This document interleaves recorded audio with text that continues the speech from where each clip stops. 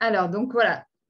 Depuis combien de temps? Qu'est-ce qui fait en fait que vous n'arrivez pas vraiment à choisir une parmi toutes vos idées? Est-ce que c'est parce que du coup l'indécision, la peur d'aller dans la mauvaise direction? Est-ce que c'est finalement la non-conformité avec les personnes qui ont une idée et qui vont au bout aussi? Et des fois, cette non-conformité, elle nous empêche de vraiment nous lancer, puisqu'on se sent un peu en décalage et incompris.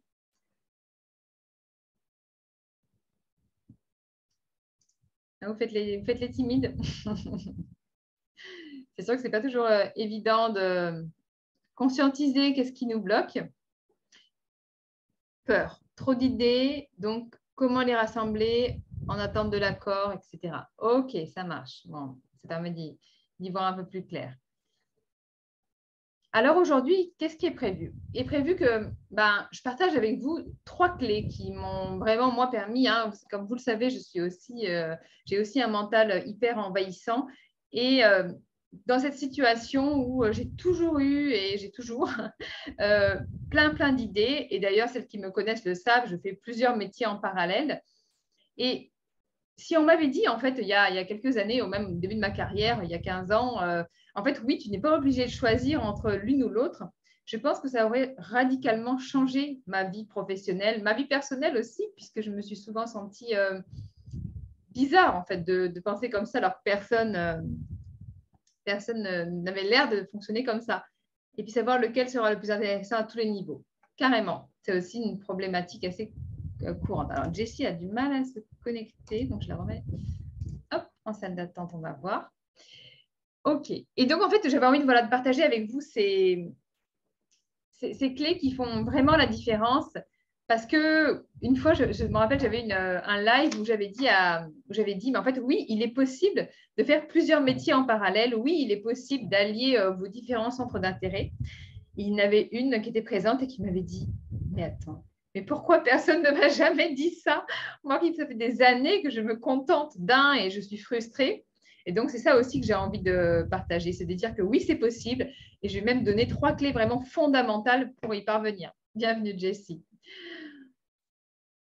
Ensuite, en cours de route, s'il y a des points, je pourrais prendre l'une d'entre vous pour, de façon personnalisée, répondre à une question ou problématique que vous avez pour mettre en place l'une ou l'autre des clés.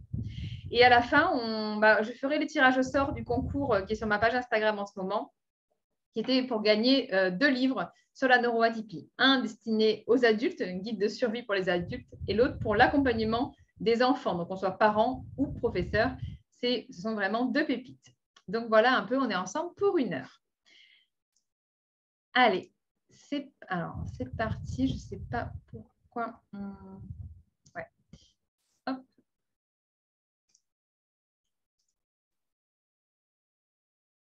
Alors, je vais enlever ma vidéo pour être sûr que vous ayez une bonne connexion. Alors, pour commencer, j'avais envie de refaire un petit tour de à quoi ressemble finalement le quotidien de celles qui veulent se reconvertir ou se lancer et qui ont 1000 idées par seconde. Le premier jour, on est en mode ras-le-bol de ce boulot, je fais toujours la même chose, mon directeur, je ne peux pas le supporter, trop d'ego, macho, etc. Quand je pense qu'il me reste encore 30 ans de carrière, quel cauchemar, quoi. Donc là, on est fermement décidé, on en a ras-le-bol. On sait qu'on va se reconvertir ou évoluer. On dit, bon, allez, je me fixe 6 mois pour que je me prépare, plus jamais, en fait, vivre ce quotidien.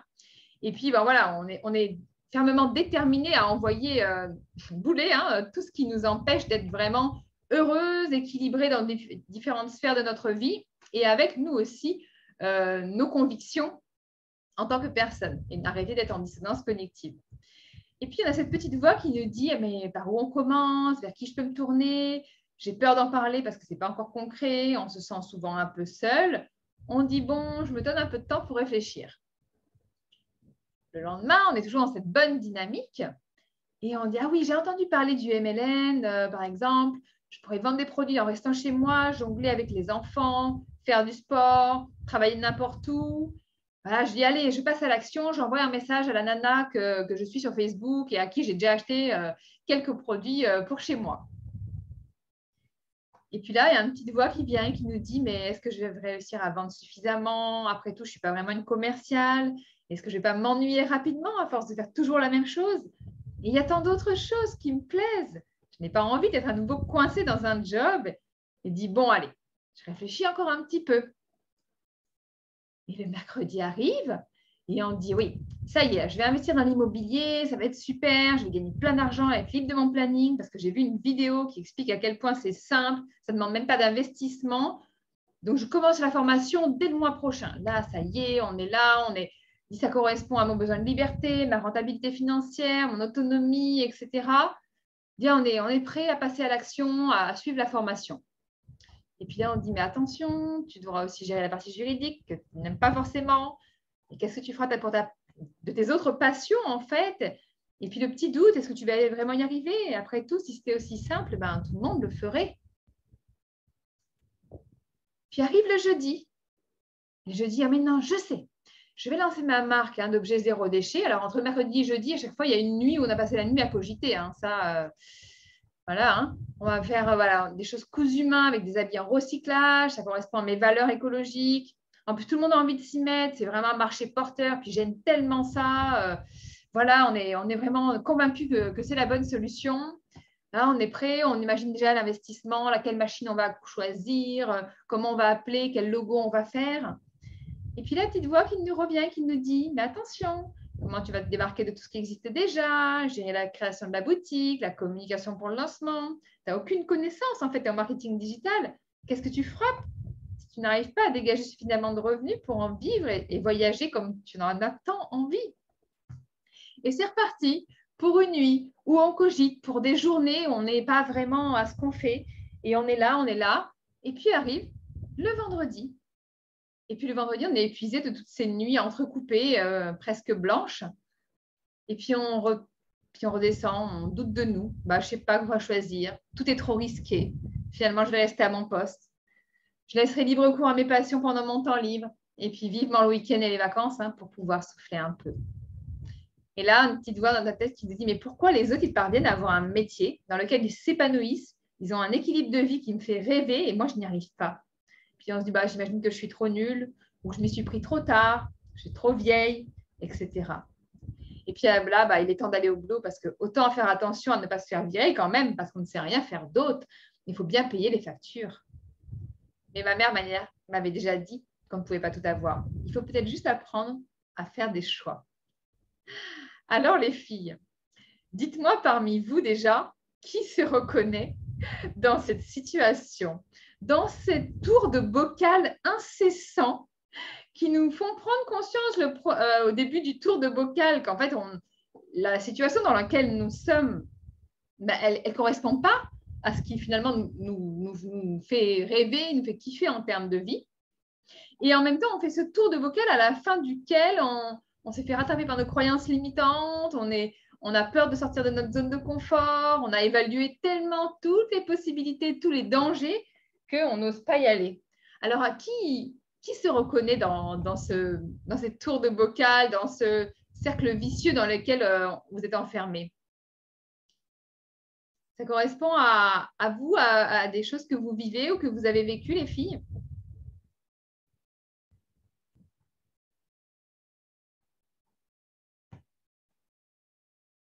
Alors, tapez un dans les commentaires si, ouais, Ingrid, un peu. Oui, quotidiennement, Pascal. Ok, je compatis.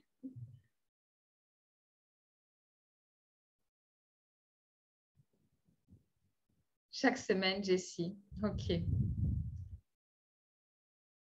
Eh bien, moi, j'ai envie de vous dire, eh bien, stop. Stop à cette auto-torture, parce que oui, et cette souffrance silencieuse. Parce que vous allez pas surtout quand même, cela dit sur plusieurs points. Oui, j'ai bien ri. D'accord, Emmanuel. Et bien, en fait, stop à ça, parce qu'en fait, quand vous allez comprendre que finalement, vous êtes la seule personne qui entretient ce cercle vicieux, vous êtes la seule personne aussi qui a le pouvoir d'arrêter ce cercle vicieux et d'avoir une vie dans laquelle vous avez vraiment le contrôle sur ce que vous faites et où vous voulez aller. D'avoir vraiment, en fait, d'être aux commandes de votre vie et pas de vous laisser emporter par le flot du torrent. C'est vraiment ça la différence.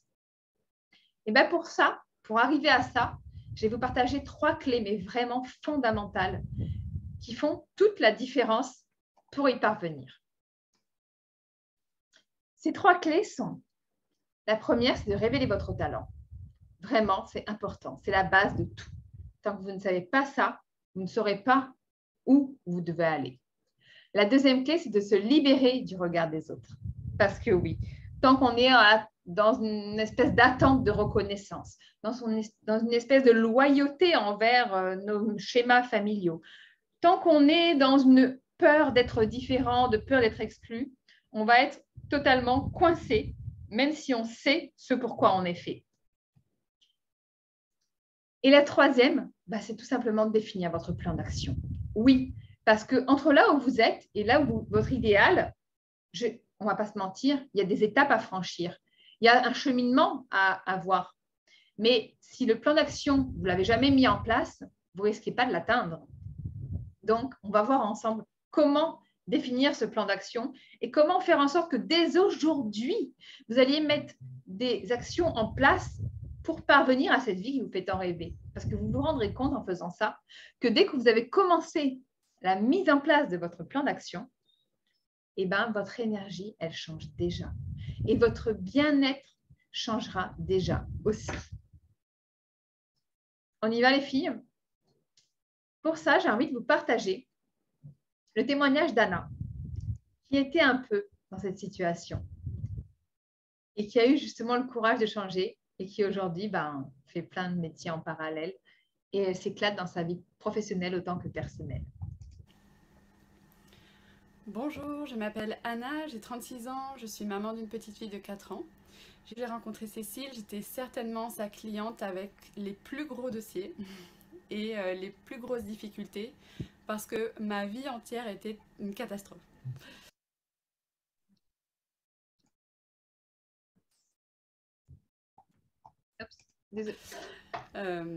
Au niveau de mon moral, sur une échelle de 0 à 10, j'étais à peu près à moins 10, c'est vous dire.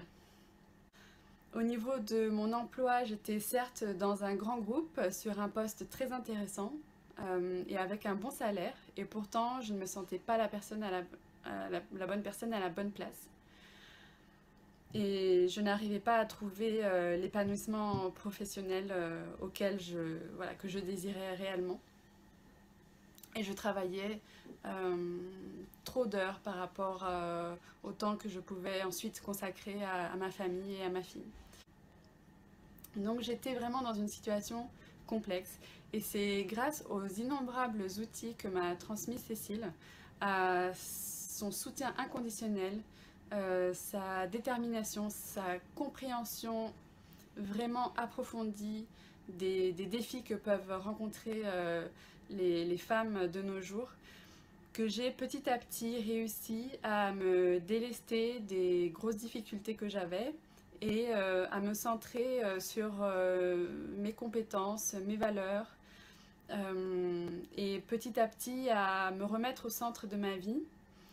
Et aujourd'hui, je me sens un peu comme une miraculée. Et au niveau professionnel, je me souviendrai toute ma vie lorsque je partageais avec Cécile mes projets futurs. Et toutes ces étapes-là, et dans 15 ans, je serai prête pour mettre en place mon projet. Tu verras, ce sera génial. Et là, je serai enfin pleinement épanouie. Elle m'a regardée. Elle m'a dit, mais Anna, est-ce que tu crois que je vais te laisser attendre 15 ans avant d'être pleinement épanouie? Pas du tout. Je te donne 3 mois. 3 mois pour te préparer et pour te lancer. C'est une révolution qui s'est enclenchée. Et avec son accompagnement et tous les outils qu'elle m'a donnés, effectivement, en 3 mois, j'ai pu mettre en place tout ce qu'il fallait. Et au jour d'aujourd'hui, je suis à quelques jours de quitter mon emploi salarié. Et pourtant, je suis vraiment confiante, je n'ai aucune peur et j'ai déjà reçu des propositions de collaboration, des appels de futurs clients pour travailler dans le domaine qui me passionne. Et pour ça, je voulais, voilà, Cécile, te remercier infiniment et également souhaiter à toutes les femmes de pouvoir vivre cette expérience qui transforme une vie.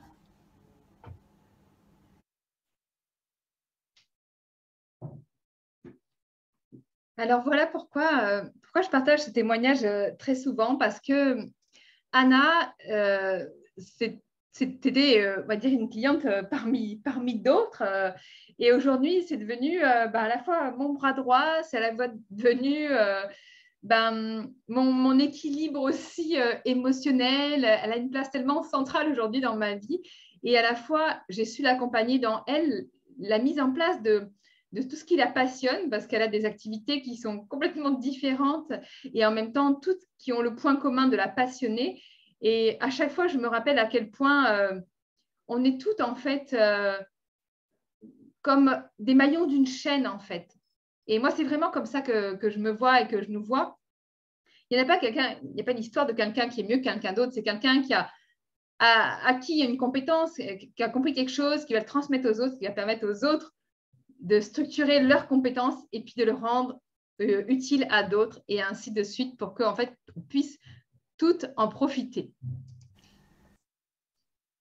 Pour récapituler, pour changer de métier, en fait, sans formation ni expérience, le secret, vraiment, c'est d'être à la fois passionné, convaincu et authentique.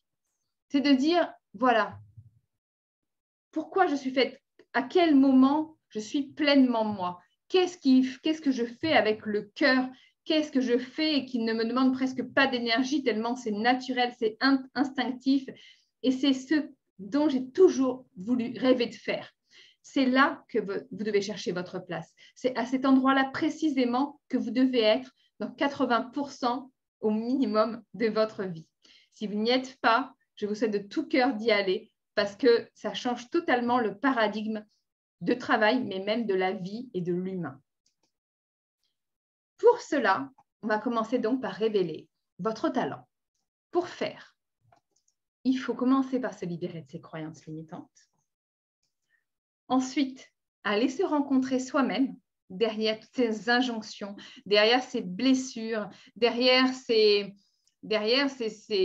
tous ces blocages en fait qui nous ont forcés à se construire un masque, à se construire un faux nous. Hein, et en fait, de ne même plus savoir finalement qui on est vraiment, à tel point, à chaque fois qu'on a essayé de l'être, on a été blessé ou rejeté. Et donc, c'est vraiment avec cette personne-là qu'il faut aller se reconnecter. Vous, dans chacune de vos cellules, qui êtes-vous? Pour cela, ce qui va aider, c'est de fréquenter des gens qui vous veulent vraiment du bien et qui vous inspirent. Plus vous êtes en contact de personnes qui ont une vie qui, en fait, ressemble à l'idéal que vous voulez atteindre, et bien, naturellement, vous allez aller vers cette vie. Si vous êtes entouré de personnes qui passent leur temps à critiquer, à juger, à se contenter d'une vie médiocre en quelque sorte, parce qu'une vie dans laquelle ils sont en survie, ben en fait, vous allez dans cette direction. Vous savez, c'est un peu comme en voiture ou en vélo. Hein. Quand vous êtes au volant, vous allez dans la direction dans laquelle vous regardez. Si vous regardez vers le fossé, je vous garantis que vous allez être très rapidement dans le fossé. Ben, c'est un peu pareil avec la vie sociale.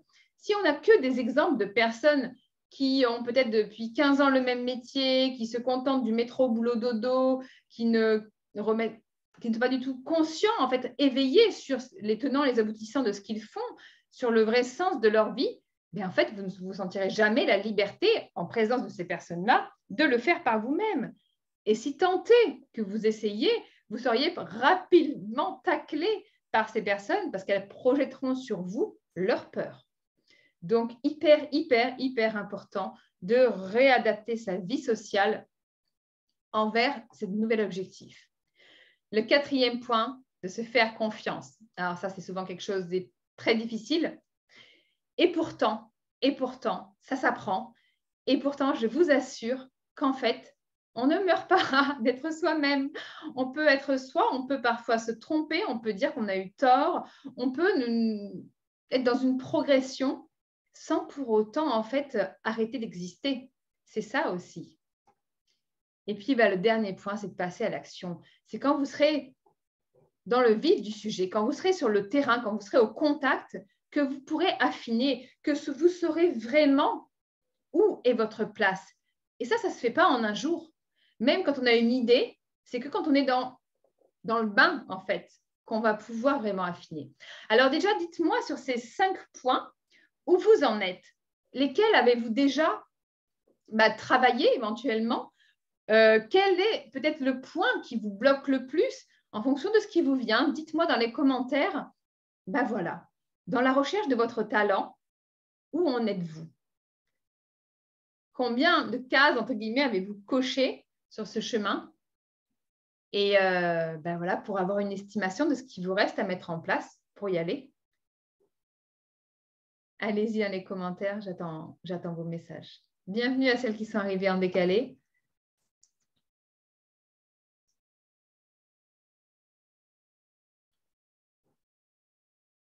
Donc, je rappelle pour celles qui ne voient pas forcément l'écran. Pour révéler son talent, il faut se libérer de ses croyances limitantes, aller à la rencontre de soi-même, de vrai nous-mêmes, de fréquenter des gens qui nous veulent vraiment du bien et qui nous inspirent, se faire confiance et passer à l'action, aller sur le terrain en fait, affiner, évoluer, prendre conscience de vraiment quelle est notre part. 1, 2 en partie, 3 en progression ultime, génial, 4 bof, 5 qu'est-ce que c'est là? Emmanuel, tu me fais rire. Et oui, le passage à l'action, c'est par tout petit pas. Je rappelle que l'amygdale dans notre cerveau, siège de nos croyances limitantes, se réveille lorsque l'on fait de trop gros pas, Alors que quand on y va par petits pas, par petites étapes, en fait, on ne réveille pas notre amygdale et on y va progressivement, mais sûrement.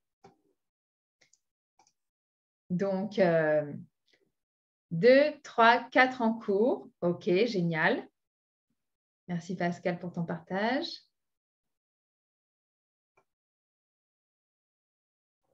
Les autres? Alors, je suis passée à l'action. 5.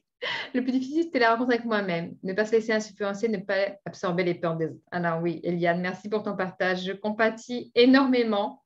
Je n'ai pas dit que c'était facile, mais c'est vrai que c'est possible.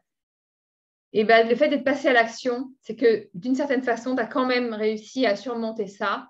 Et après, tous sont quand même hyper liés. C'est-à-dire qu'à chaque moment, ils se tiennent. Et quand vous allez avancer, vous allez un peu permettre aux autres de s'équilibrer à chaque instant. Mais c'est vrai que c'est toujours un équilibre qui peut être fragile si on n'y fait pas attention. OK. Est-ce que parmi vous, il y en a une qui aimerait... Alors, Myriam, 1, 2 et 3, maintenant c'est parti pour 4 et 5. Oui, équilibre fragile. Ouais. OK. Est-ce que pour cette clé numéro 1, il y en a une parmi vous qui aimerait avoir 5 minutes, là, qui puisse me poser sa question de son plus gros blocage pour révéler son talent et que je puisse, voilà, de façon personnalisée, lui permettre de débloquer ça. La première qui répond, c'est pour elle. Allez, Ingrid. Alors, j'arrête le partage de mon écran. Je remets ma vidéo. Je te laisse mettre, hop, ton son à minima, ta vidéo si tu le souhaites. Coucou. Coucou. Ah non, je ne mets pas la vidéo. J'ai fait la Comme tu le reprise. sens. Allez, vas-y, pas de souci. Alors, vas-y, je t'écoute. Ma problématique depuis toujours, c'est que j'ai toujours été un peu caméléon à naviguer dans différents domaines.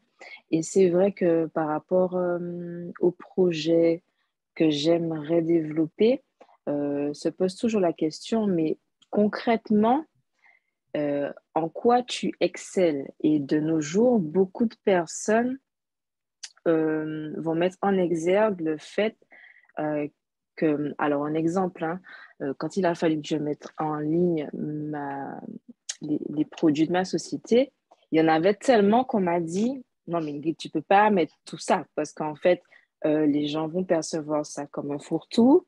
Au final, ils vont pas forcément se reconnaître parce que, comment dire, il y aura trop d'informations et au final, tu vas louper ton client potentiel parce qu'il y aura eu trop d'informations. Ça, c'est pour un domaine d'activité que j'ai. Et voilà, donc au final, ma problématique par rapport à tous mes projets, c'est me dire, bon, Quoi choisir? comment dire, quelle orientation donner à tes projets, quoi mettre en avant? Est-ce que c'est le côté que tout le monde connaît, donc dans le domaine de la mode? Est-ce que c'est le côté entrepreneurial? Est-ce qu'il faut faire un mixte des deux? C'est beaucoup de questions. Voilà, en gros, c'est ça. D'accord. Alors, la Je sais pas première si je me chose suis qui fait me... comprendre. Ben oui, en tout cas pour moi, c'est très clair. Ben, en fait, la première chose qui me vient pour t'aider à y voir plus clair, c'est en fait déjà de faire le distinguo entre tes outils et ce qui t'anime en termes d'impact. Parce que souvent, on fait l'amalgame déjà. C'est pas parce que tu as une grosse boîte à outils, par exemple, un plombier. Un plombier, il a, je sais pas, 50 outils dans sa boîte à outils. Mais il fait le métier de plombier. Il répare les fuites. D'accord?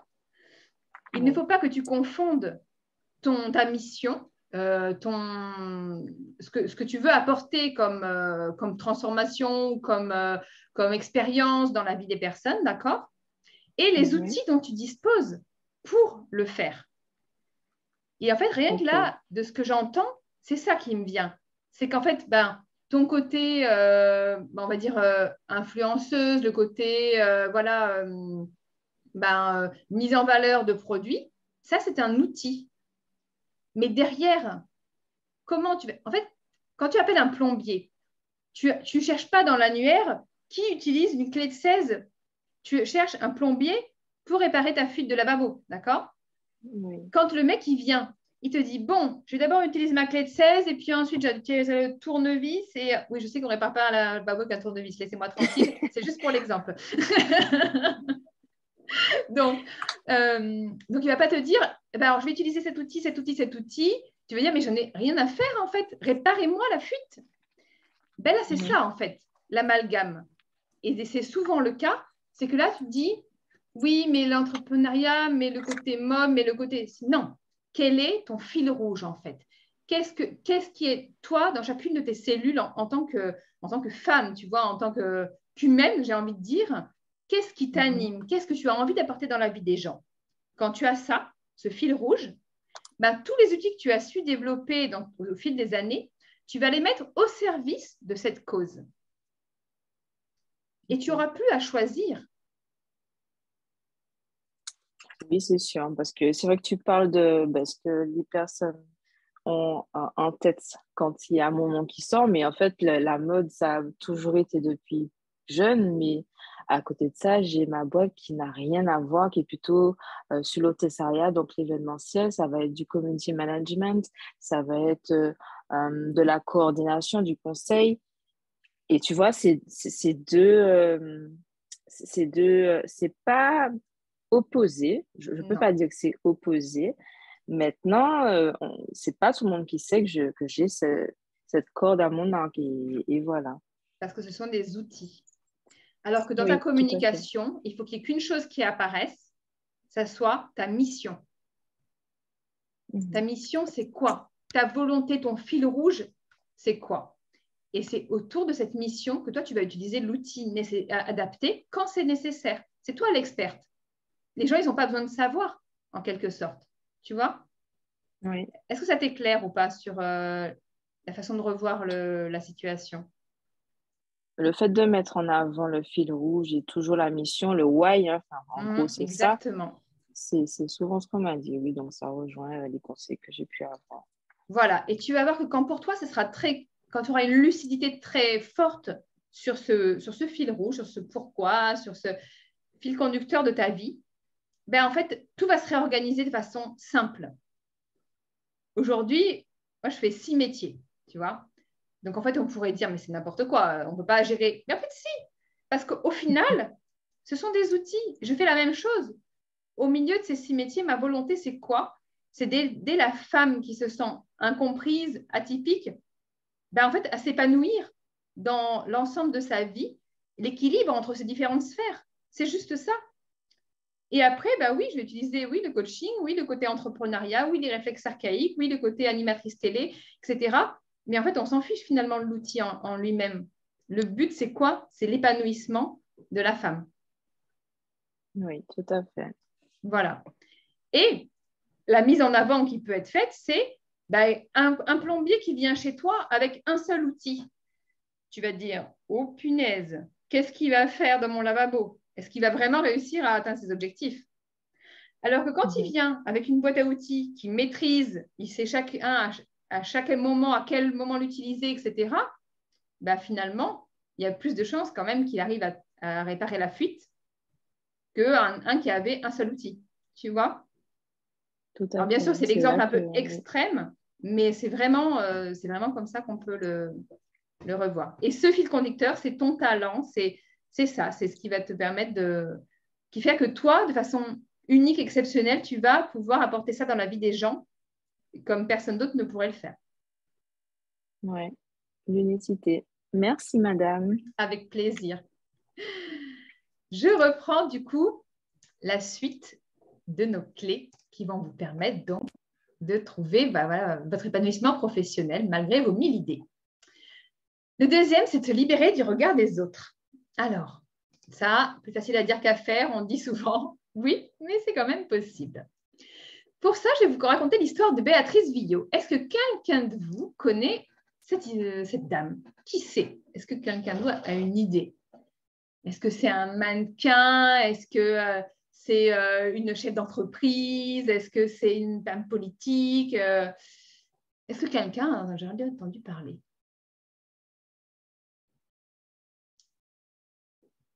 Eh bien, Béatrice Villot, c'est une jeune escrimeuse qui, lors de ses années de collège, est atteinte de méningite. Tout le monde l'a vouée à une mort certaine et les médecins, pour lui permettre de survivre, l'ont amputée des 4 membres, les 2 bras, les 2 jambes. D'accord. Elle a passé presque 1 an hospitalisée. Quand elle a été que sa survie n'était plus en jeu, elle n'avait qu'une idée en tête, c'était de reprendre l'escrime. 100 jambes et 100 bras, je rappelle. C'était la première escrimeuse au monde qui devait faire face à ce défi. Et elle a réappris à tout, à se laver les dents, à ouvrir une fenêtre, à tout faire sans bras et sans jambes. Comme ça vous paraît impossible, hein? Moi-même, je me suis cassé la jambe il y a quelques semaines. Rien qu'avec une jambe en moins, c'était déjà bien compliqué. Alors, sans bras et sans jambes, je n'ose même pas imaginer. Et pourtant, elle savait que sa place était là. Alors, elle a tout donné. Elle s'est entraînée. Elle a développé sa propre méthode. Et après des années de persévérance, elle est devenue championne aux Jeux Olympiques. Elle a remporté la médaille d'or d'escrimeuse, d'accord, aux Paralympiques. Pourquoi? Parce qu'elle a su faire de sa faiblesse la chose dont elle était le plus fière. Vous voyez, c'est elle. Béatrice, elle ne doit son succès et son bonheur ni à sa beauté, ni à sa richesse, ni au soutien et au regard des autres qui ont pu lui apporter. Uniquement à quoi? À son mindset d'acier. Au fait qu'elle savait ce pourquoi elle était faite. Elle savait où était sa place. Et je vous garantis que quand vous en êtes là, rien ne pourra vous arrêter. Mais vraiment, c'est comme un feu, comme un volcan qui va toujours vous permettre de vous recharger malgré les difficultés, vous propulser malgré les obstacles à franchir. C'est vraiment cette force intérieure à laquelle il faut aller vous connecter. Une fois que c'est fait, plus jamais vous pourrez voir la vie sans ça. Parce que oui, on a toujours l'impression que si les autres changent, ça sera plus facile, que si j'avais ça en plus ou ça en moins, que si, et si, et si, et si. Et avec des si, on referait le monde. Mais moi, je vais vous dire une chose. Ah, c'est pas ça que je voulais vous dire. Hop, pardon, je voulais vous dire que vous êtes la seule personne, en fait, responsable de votre vie et de votre bonheur. Vous êtes la seule personne qui est capable de dire stop à la vie dont vous ne voulez plus et de vous donner les moyens de mettre en place la vie qui vous fait vraiment rêver, à condition que vous l'ayez décidé. C'est la seule condition à laquelle personne ne pourra le faire à votre place. Je vais vous partager le témoignage d'Amélie, qui a suivi ce chemin aussi et qui a transformé sa vie grâce à ça. Ah, ça marche pas. Coucou Cécile, alors voilà, je te fais un petit résumé de mon ressenti sur ma rencontre avec toi, sur le début de la formation que j'ai commencé il y a quelques semaines, quelques mois maintenant. Voilà, donc pour faire un résumé, je vais essayer d'être assez succincte, mais il y a beaucoup de choses à dire malgré tout, mais c'est vraiment un premier compte-rendu de mon expérience avec toi. Quand j'ai rencontré Cécile, en fait, j'étais perdue. Ne sachant plus où aller, qui j'étais, mes émotions prenaient le dessus, c'était vraiment compliqué. On m'avait parlé de coach de vie, que voilà, je connaissais pas vraiment le métier, donc on m'en avait conseillé un que j'avais été voir. Et j'ai pas forcément vraiment apprécié, mais j'ai aimé par contre le principe de se faire coacher pour pouvoir se retrouver un peu personnellement. Alors que j'ai cherché toute une nuit sur internet mon coach de vie que moi j'allais pouvoir ressentir. Et c'est là que je suis tombée en fait sur toi, Cécile. C'était vraiment pour moi miraculeux parce que voilà, tu me parlais vraiment dans mon fort intérieur. Je me sentais vraiment connectée à toi. C'est vrai que toutes les vidéos euh, me plaisaient, je les avalais toutes. euh, et, euh, et j'ai fini par prendre rendez-vous avec Cécile par téléphone pour le lendemain, parce que j'ai pas dormi, vraiment, ça m'avait scotché. Et là, on est resté parler 1h30 au téléphone. Et là, tout de suite, en fait, Cécile m'avait cernée, comprise, et enfin, je pouvais mettre des mots sur qui j'étais, sur ce que je ressentais. C'était assez fou. Et du coup, j'ai pas hésité à me faire accompagner par Cécile tout de suite parce que enfin, je me sentais vraiment libérée de. Et puis j'avais besoin en fait de me sentir épaulée par rapport à la période de vie que j'étais en train de vivre et qui m'enfonçait de plus en plus en fait. Et aujourd'hui, ça fait quelques semaines que j'ai commencé et vraiment Cécile m'appelle toutes les semaines. Elle met vraiment d'un réel soutien parce que en plus de la formation qui te pousse vraiment à aller dans tes retranchements, Cécile, elle est d'une bienveillance, d'une écoute qui t'aide vraiment à aller de l'avant. On ne se sent pas jugé. Moi, personnellement, je me sens pas jugée et je me sens vraiment portée par sa bienveillance. Et, euh, je ne suis plus du tout la même déjà qu'au début de cette formation. Et ça fait pas pour le coup longtemps que j'ai commencé, mais même si j'ai pas encore fini cette formation, vraiment, je peux dire vraiment un grand merci à Cécile parce que vraiment, elle m'apporte beaucoup. Elle m'apporte beaucoup rien que par rapport à son écoute, sa bienveillance et sa compréhension de ce que je peux vivre en ce moment. Et ça m'aide en fait à aller vers, je pense, qui je suis et qui, je suis sûre, va m'aider à trouver vraiment ma mission de vie. Voilà, aujourd'hui, Amélie, elle a rencontré une autre de mes anciennes clientes et elles ont commencé à travailler ensemble. Et elle est en train de mettre en place finalement tous les piliers de la vie dont elle rêvait, mais par laquelle elle ne savait pas trop par où commencer, ni comment la concrétiser. Et en fait, c'est vraiment ça, la puissance, quand on apprend à se connaître, quand on apprend à déblayer de tout ce qui nous encombrait, c'est d'avoir une lucidité sur qu'est-ce qu'on va mettre en place pour vraiment s'épanouir.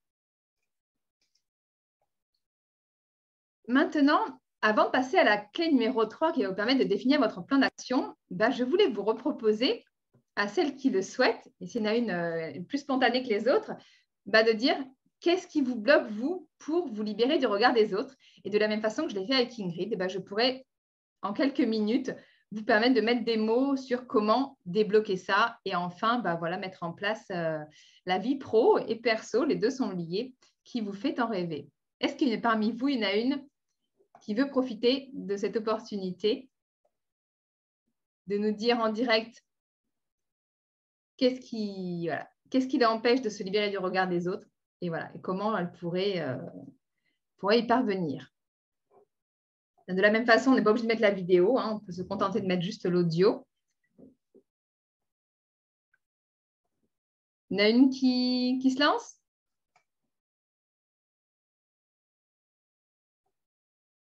Non? C'est peut-être timide. Allez, Myriam. Ok, alors je vais te remettre le son, la vidéo comme tu le sens. Tu nous diras si tu veux. Alors, c'est bon, je suis... Ouais, nickel, on t'entend. J'ai compris. Je mets... Non, ça ne marche pas. Vous m'entendez? Oui. Oui, on t'entend très bien. Tu veux mettre la vidéo ou pas? Normalement, oui. Ah, ça y est. Je n'avais pas appuyé sur le bouton. C'est bon. Génial, super. Ah ben, donc, par rapport au regard des autres, je pense que c'est toujours pas fini le travail sur moi-même. C'est un travail de longue haleine. Il y a des fois où ça va et des fois où ça ne va pas. C'est comme ça. Quand ça ne va pas, c'est surtout toujours par rapport à la confiance. C'est-à-dire que peut-être qu'il y a des gens qui ont, enfin, c'est ce que je ressens, qui ont des idées préconçues déjà et qui se font déjà des idées sans me connaître et qui ne me donnent pas ma chance pour pouvoir montrer ce que je peux faire. Et quoi d'autre encore par rapport au regard des autres? Les blessures. Les blessures du passé qui remontent parfois et qui peuvent me bloquer. D'accord. Alors, je reviens sur le premier point que tu as soulevé, de dire les personnes ne me donnent pas la chance de faire mes preuves en quelque sorte. Ma question va être, pourquoi est-ce si important pour toi de faire tes preuves auprès de ces personnes? Justement, j'aime pas ça. Je n'aime pas être dans cette position où il faut que je fasse mes preuves. Je veux juste faire et c'est tout. Mais il y a des gens qui sont comme ça. Je ne sais pas comment l'expliquer. Alors, pourquoi fréquenter ces gens-là? Comment? Pourquoi fréquenter ces gens-là? Parce que peut-être que des fois, je suis obligée de travailler avec eux. Mais c'est vrai que plus le temps passe, et c'est vrai que plus le temps passe et que c'est drôle, la vie, je tombe sur des gens qui me comprennent et je n'ai plus besoin de faire l'effort c'est là où je voulais en venir. C'est vrai. C'est là où je voulais en venir. Il y a eu un changement par rapport à ça. Mais il y en a encore. C'est que le ménage n'est pas fini. Voilà.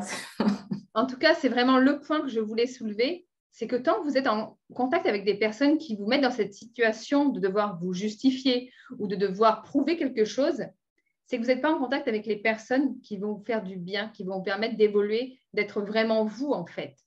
Mais ça, c'est à vous de dire, en fait, là, je passe mon chemin ou pas. Et plus vous allez être aligné avec qui vous êtes, droite dans vos bottes, en fait, en cohérence avec qui vous êtes, et plus ces personnes-là, même plus elles ne croiseront votre route. Au début, il y en aura qui vont... Mais en fait, petit à petit, soyez à l'écoute de vous à l'intérieur et vous allez voir à quel point, en fait, quand on est connecté à ça, ce n'est pas une question d'être hautain, ce n'est pas pour ça qu'on n'est pas ouvert d'esprit, attention. Mais en fait, on sait ce qu'on vaut. On connaît nos valeurs qui sont vraiment primordiales pour nous et les personnes qui ne sont pas prêtes à être en cohérence avec ça, on n'a pas à les juger parce que chacun est comme il est et chacun a son rythme.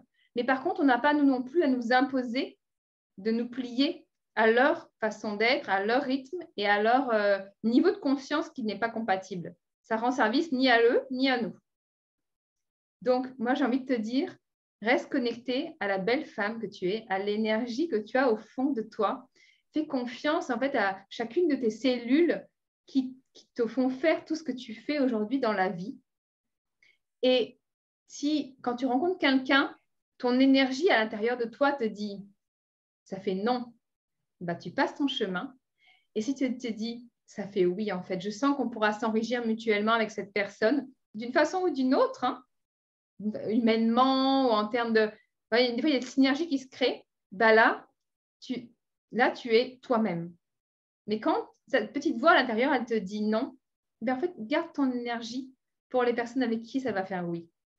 et tu vas voir que plus tu vas le faire, plus ça sera simple et plus la mise en place des synergies de ces rencontres sera formidable et ne va faire que envahir finalement ton environnement social jusqu'à remplir et ne plus laisser la place aux autres. C'est vraiment ça qui va se passer. Alors, il y a Eliane qui nous partage, je l'ai expérimenté, des personnes ont disparu de mon espace de manière naturelle, depuis j'ai rencontré de belles âmes. Ben, c'est exactement ça. Merci Eliane pour ton partage à cœur ouvert. Myriam, je te souhaite de tout cœur de le vivre aussi. Tu es en train, en fait, la nature, elle a horreur du vide. Donc, pour l'instant, tu es en train de réorganiser ça. Donc, il y a encore des personnes qui sont dans cette énergie, mais quand tu vas pouvoir libérer la place de ces personnes-là, d'autres qui sont en cohérence avec la femme que tu es vont pouvoir venir. Et quand ça sera là, installé, tu auras plus besoin de vraiment les repousser un peu plus volontairement. Et ça sera naturel. Tu n'auras qu'un environnement de personnes bienveillantes, en cohérence avec ta vision d'être, etc. Exactement. Alors, sa propre famille, plus ou moins. Ça dépend de vos familles. Mais ça dépend aussi, on n'est pas parce qu'on on a un lien de sang qu'on a une obligation de se plier à une façon de fonctionner qui peut être toxique pour nous. On peut limiter au minimum et on peut aussi dire stop à des choses qui peuvent nous imposer en termes d'énergie ou d'état d'esprit dont on ne veut pas.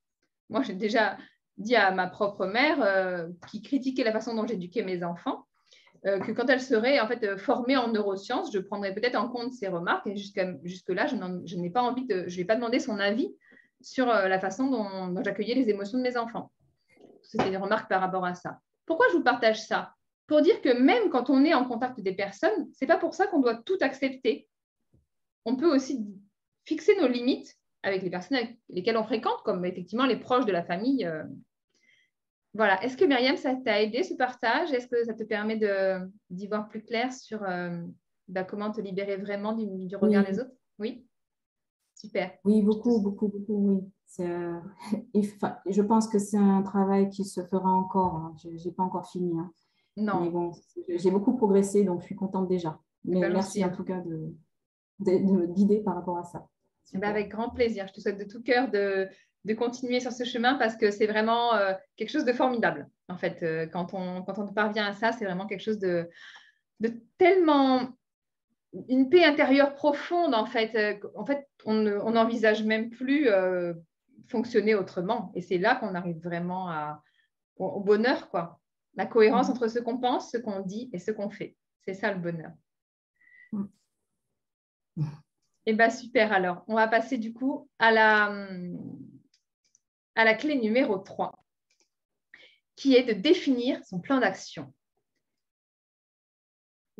Pour ça, il faut prendre en compte qu'avoir plusieurs activités ne signifie pas tout commencer en même temps.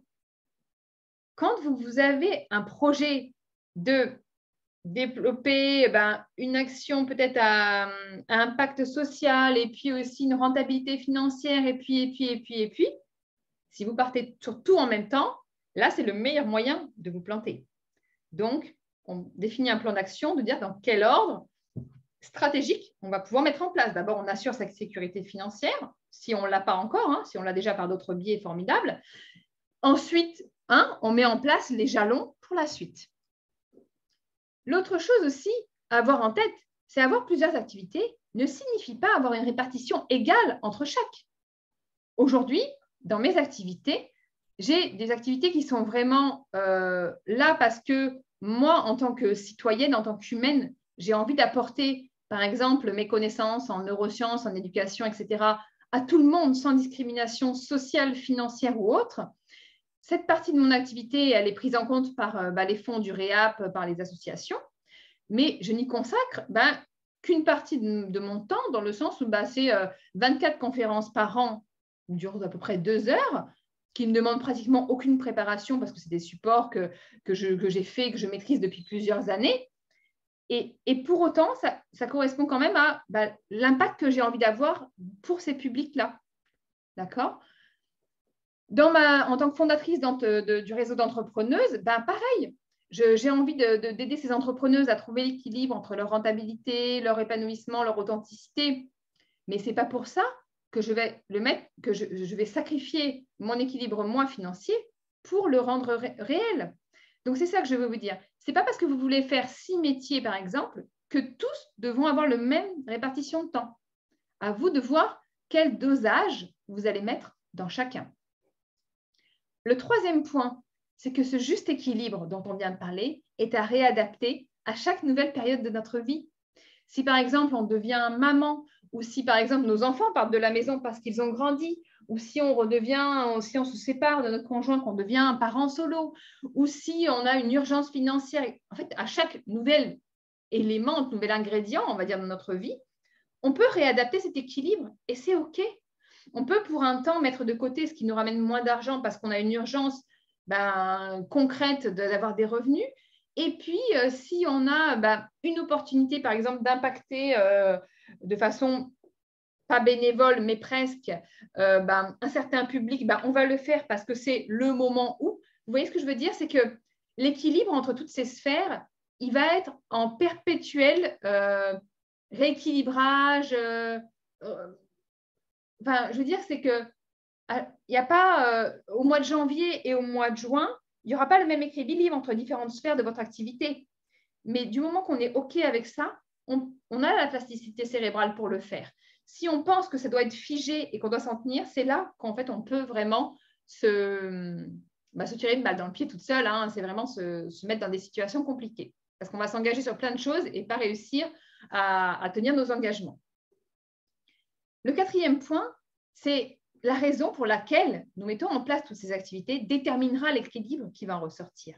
Est-ce qu'on le fait parce qu'on a peur du vide, qu'on a besoin de remplir finalement notre vie pour ne pas avoir à faire face à ce qu'on devrait vraiment voir, par exemple des blessures qui nous rattrapent? Est-ce qu'on est justement dans une compensation de blessures et qu'on est en mode sauveur, on veut sauver le monde, donc on va se dévouer en quelque sorte à une cause, mais à notre détriment, puisque notre équilibre ne peut jamais être bon si on est dans la compensation de quelque chose ou dans la fuite. Et si on est dans un modèle où si on doit prouver quelque chose aux autres, parce qu'on nous a jamais dit, on nous a toujours dit qu'on n'allait pas réussir, donc on a besoin de leur prouver qu'on allait réussir, ou parce que en fait dans notre famille tout le monde a toujours réussi, donc on veut prouver que nous aussi on est capable de le faire, ou l'inverse bien sûr. En tout cas, tant qu'on est dans cette attente de reconnaissance ou dans la fuite ou dans la compensation, on ne peut pas avoir un équilibre qui va être sain. Alors quand on le fait dans une réelle conviction, par plaisir de faire, et pas dans une attente, là, on pourra vraiment trouver le bon équilibre qui nous permettra cet épanouissement dans notre multiple activité.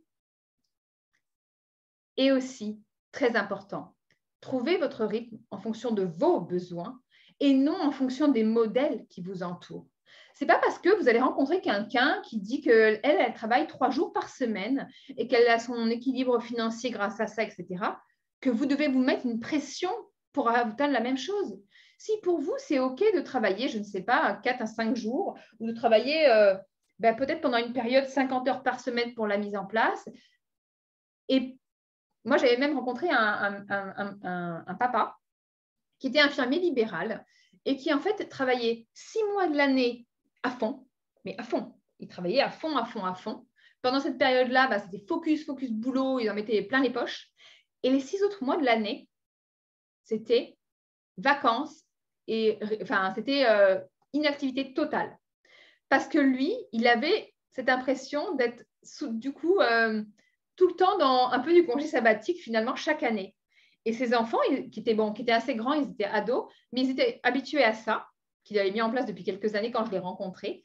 Et c'était OK parce que les moments où il était focus boulot, il savait que c'était parce que après, les 6 autres mois, ils allaient chaque vacances scolaires voyager, que leur papa allait être complètement dispo les matins, le soir, que le week-end, ils allaient sortir.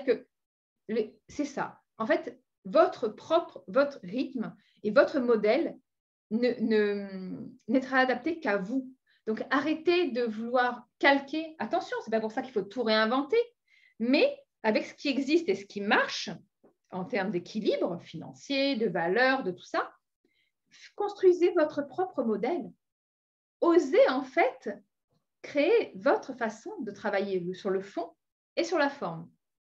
Ça vous parle ça les filles ou pas? Est-ce que c'est quelque chose dans lequel vous avez tendance effectivement à tomber comme piège. C'est ce qu'on vient de voir. Soit le fait de commencer tout en même temps, soit de vouloir avoir une répartition égale, ou d'avoir un équilibre qu'on s'est construit, on voulait s'y conformer, puis finalement on se fait rattraper par ça, ou d'être dans une fuite ou dans une compensation de blessures, et puis de vouloir se calquer sur des modèles qui finalement ne correspondent pas à nous, à notre activité ou à nos contraintes et à notre rythme. Je perds toujours le fil d'action. Je n'ai pas compris, Jessie, désolée. Je perds toujours le fil d'action. Si tu veux, alors, si j'essaie de comprendre, est-ce que c'est que tu mets en place des choses et finalement après tu te perds, tu ne sais plus où tu vas, c'est ça? Est-ce que c'est ça que je vais être sûre de bien comprendre? Que dans la multitude de ce que tu fais, finalement tu ne sais plus où tu veux aller? Oui, non. Les autres, dites-moi pendant ce temps, vous, est-ce qu'effectivement, il y a des erreurs là-dedans que vous avez faites et qui vous permettent d'envisager le pluriactivité différemment? Oui, super. Pour les pièges, je ne sais pas trop, il faut creuser. La raison peut-être serait de n'être plus disponible. Dans ce cas-là, Emmanuel, imaginez ta propre structure, ta propre façon de fonctionner pour avoir ce critère de disponibilité qui correspond à un besoin profond chez toi, qui correspond aussi à ton équilibre émotionnel. Donc, voir avec ce critère-là, comment tu peux réorganiser tes idées, tes envies. OK. Les autres, à part, je ne sais pas si ça ne vous parle pas ou si c'est quelque chose qui est difficile à identifier pour vous, peut-être.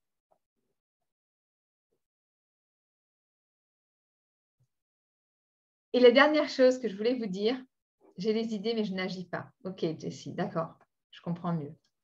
Vous dire aussi que le demi-tour n'est pas un échec. Alors, Ingrid dit, c'est la rigueur qui me manque.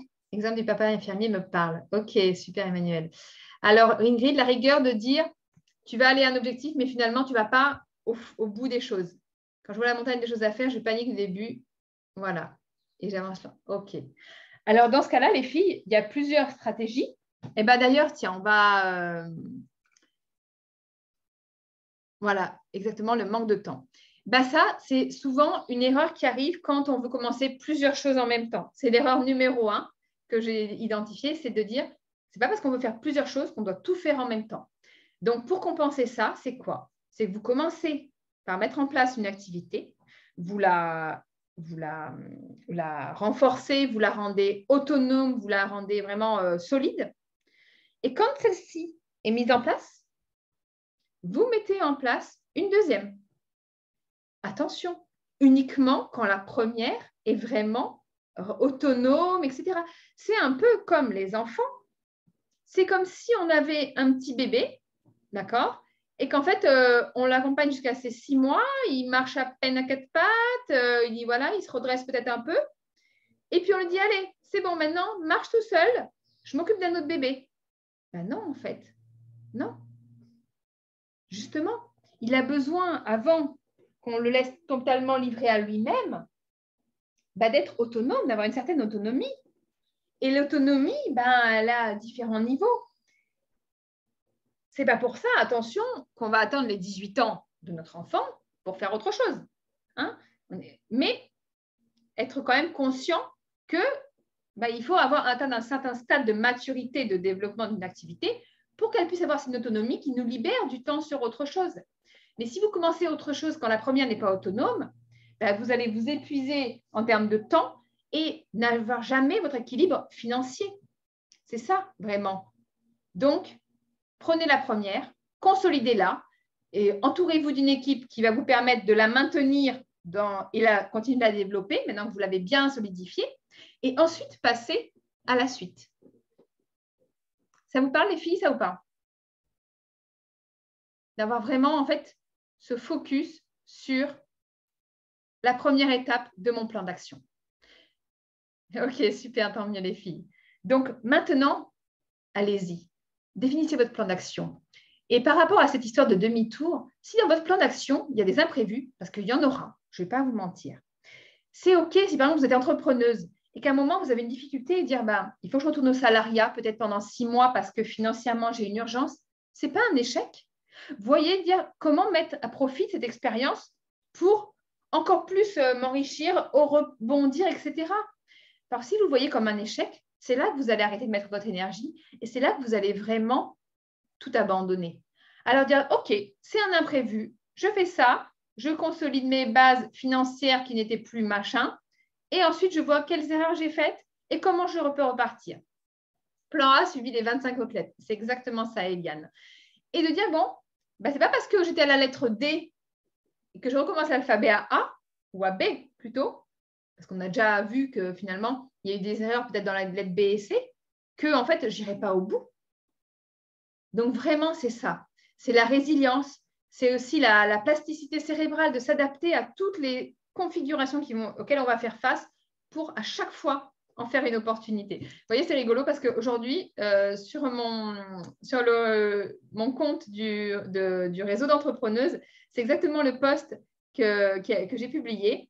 C'est un crayon, d'accord? Le crayon, il se casse en deux. Donc, on pourrait penser qu'on n'a plus de crayon.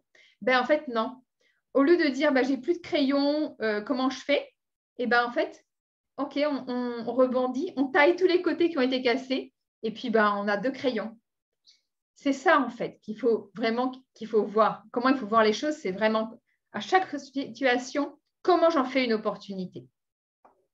Et comme ça, votre plan d'action, vous pourrez l'amener au bout, même si ce que vous avez défini à la base, ce n'est pas ce qui se sera passé. Et d'ailleurs, il est très peu probable que ce que vous ayez défini à la base, c'est ce qui va se passer. Donc, allez-y maintenant, définissez votre plan d'action et commencez dès aujourd'hui.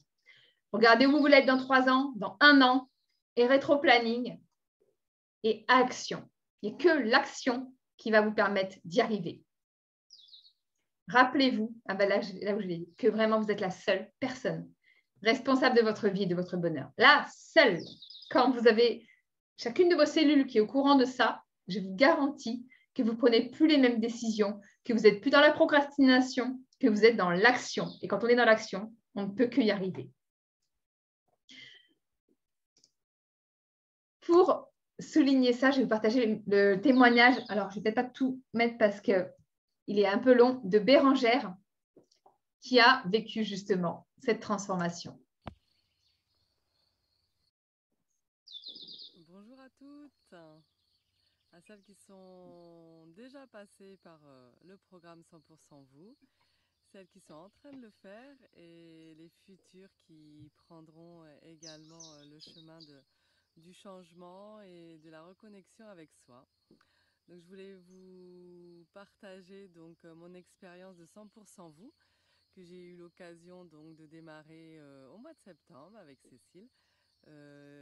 Voilà, l'idée c'était de me permettre d'aller à la recherche de ma mission de vie dans le cadre de ma reconversion professionnelle. Mais ça a été vraiment beaucoup plus fort que ça. Ça m'a permis d'aller à la rencontre de moi-même, voilà, de mes parties lumineuses comme mes parties les plus sombres. Ça m'a permis de me sentir soutenue dans ce changement, d'être accompagnée, d'avoir des clés vraiment concrètes et adaptées donc, pour avancer dans cette envie de changement et de métamorphose, me révéler à moi-même dans le cadre de tout ce que je pouvais mettre en place au quotidien avec les différents exercices. Alors, Emmanuel qui me dit qu'il n'entend pas très bien. Non, peut-être que c'est le son. Je vais essayer de peut-être monter un peu le son. En gros, bon, du coup, le son est très bas, ouais. En fait, Bérangère, elle est arrivée, elle était complètement perdue. Elle s'était dit que elle arrêtait de travailler parce qu'elle avait trop essayé de différents biais. Elle ne trouvait pas. Et donc, elle s'est dit, en fait, j'arrête. J'arrête de travailler. Et puis, voilà. Et puis, en fait, quand même, de fil en aiguille, elle a rejoint le programme. Et puis, en fait, elle a découvert que si elle avait décidé d'arrêter, si elle ne voulait plus essayer, c'est parce qu'en fait, à chaque fois, elle ne sentait pas que ça lui venait des tripes. Et en se reconnectant à elle-même, en apprenant à se connaître, à se rencontrer, elle a totalement transformée même physiquement. Elle fumait, même elle a arrêté de fumer. Elle s'est totalement libérée et réalignée avec qui elle est vraiment au fond d'elle. Et elle a mis en place du coup une nouvelle activité dans laquelle elle permet aux gens de se reconnecter à leur énergie, de vraiment retrouver une vie où en fait on se réveille en quelque sorte. Et voilà, je suis toujours très touchée par son témoignage parce qu'au fil des semaines du programme, c'est physiquement qu'elle changeait. Et elle me disait, même avec son fils, même avec son mari, ça a totalement révolutionné en fait sa vision de l'humain au sens large. Voilà son retour. Maintenant, avant de vous laisser, je vais vous faire un petit exercice de visualisation. Donc, vous allez vous asseoir confortablement. Je vais vous inviter à mettre les mains sur vos genoux et à fermer les yeux. Allez-y. Si vous avez le portable, posez-le. Laissez-vous aller. Vous mettez tranquillement bien installé dans votre siège et vous fermez les yeux. Et là, vous allez imaginer votre vie. Voilà. Dans 5 ans, si rien n'a changé, les répercussions que votre situation pourrait avoir dans votre vie personnelle et professionnelle, des tensions, de la colère, du stress, de la fatigue, des frustrations peut-être, un sentiment de vide, d'inutilité. Tout ça, ça va amener à quoi? Peut-être un licenciement, peut-être une séparation, peut-être même la maladie. En tout cas, il y a un mal-être profond dans votre peau. Quelque chose qui vous ronge de l'intérieur. Maintenant, on va visualiser une autre configuration, celle de votre vie idéale. On prend l'hypothèse qu'aujourd'hui, vous décidez de prendre les choses en main, que vous allez définir vraiment votre plan d'action qui vous permettra une vie idéale, un équilibre entre votre vie pro, votre vie perso, en cohérence avec vos valeurs, avec l'impact que vous voulez avoir dans l'humanité, avec un confort aussi financier qui vous permettrait une sérénité totale, avec la fierté d'apporter chaque jour un bien-être dans la vie des gens, avec un rythme de travail qui correspond à toutes les contraintes que peut mener la vie familiale.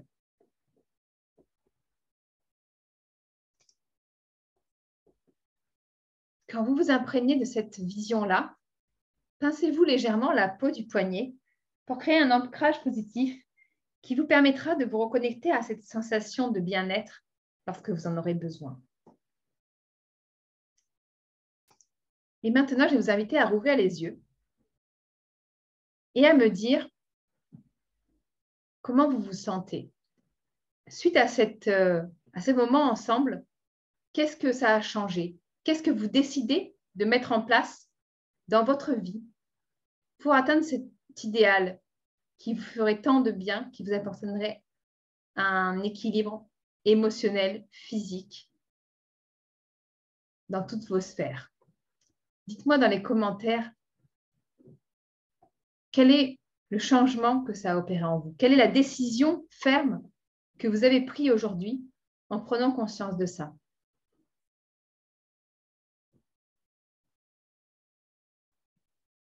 J'attends vos messages.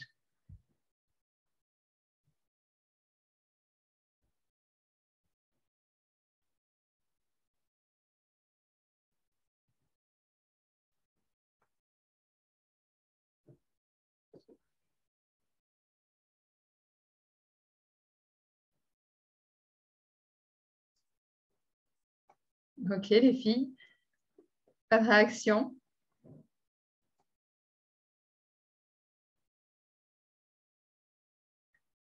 Alors, pour celles d'entre vous qui veulent vraiment, en fait, voir cette vie-là, faites votre choix.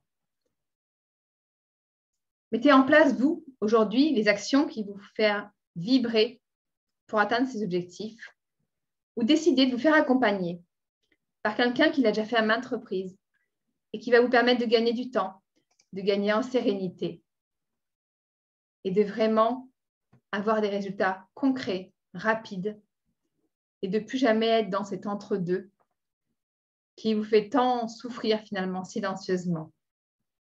Eliane qui dit réfléchir sur mon plan d'action. Génial. Pour celles qui veulent, vous pouvez encore aujourd'hui réserver un entretien avec moi. Je rappelle que jusqu'à ce samedi 3 décembre, il y a mon offre de Noël, dans laquelle il y a 30% sur mon programme. D'accord, Myriam, pas de souci, je m'excuse d'avoir confiante en l'avenir. Je commence à comprendre ce mal-être qui dure depuis 2 ans. Je suis convaincue que je serai plus sereine professionnellement, personnellement. Je te le souhaite de tout cœur, Pascal, vraiment, de tout cœur. Donc, si vous le souhaitez, vous pouvez scanner ce QR code. Alors, attendez. Je vais mettre le lien, peut-être parce que des fois, hop, si vous êtes avec votre téléphone, ce n'est pas évident de scanner en même temps. Je pense à quelque chose de concret, me mettre en action étape par étape. Formidable, Myriam. Eh bien, vas-y. C'est maintenant que ça commence. C'est toi qui as les cartes en main. C'est toi qui as les cartes en main. Tu as tous les outils pour vraiment y aller. Ouais, super. Donc, je disais, celles qui souhaitent prendre rendez-vous avec moi, jusqu'à ce samedi 3 décembre, il y a 30% sur mon programme d'accompagnement. Et la fin des inscriptions à mon programme sera ce jeudi 8 décembre. Ensuite, il faudra attendre l'année prochaine pour en profiter. Donc, allez-y. J'ai quelques créneaux. Il y en avait déjà qui avaient pris des rendez-vous avant le live. Donc, quelques créneaux qui restent. Prenez ce rendez-vous. On fait le point. Et je vous dis rapidement quelle chose mettre en place, le plan d'action pour aller vraiment dans cet équilibre dont on a toutes tant besoin et qui en fait est le seul vrai chemin vers ce soi-disant succès, ce soi-disant bonheur qu'on nous a tant fait miroiter. En fait, ce bonheur-là, c'est quand vous serez vous-même, en toutes circonstances. À bas les masques, soyez vous et puis heureuse de l'être, quoi.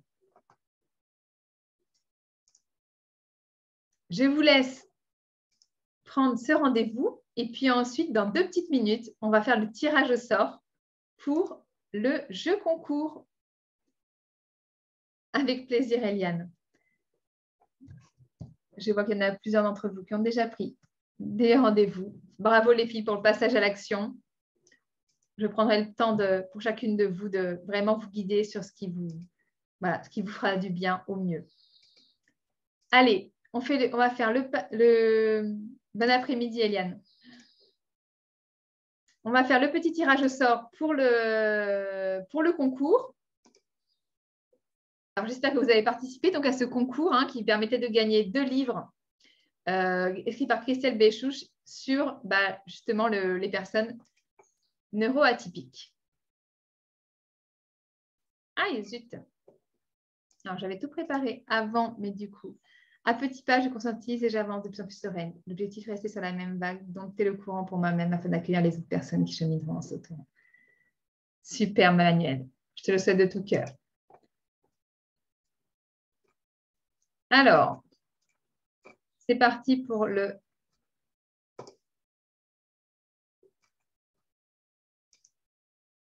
Ah, pourquoi ça n'a pas marché? Bon. Ah, ça, attendez. Pardon, du coup, je m'aperçois que... Hop, je refais rapidement la petite manip. Hop. OK. Allez, c'est parti.